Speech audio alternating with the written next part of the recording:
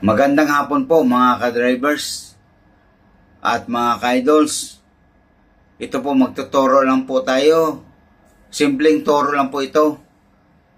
At mga gagamit po ito, lalo na sa mga bagong pasok sa pangpasahirong bus at mga bago pa lang nag-a-apply.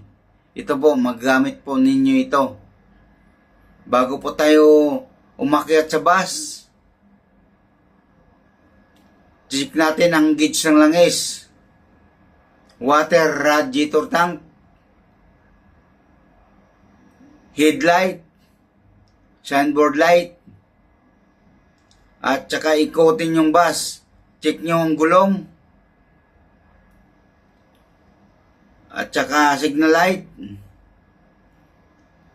at saka brake light.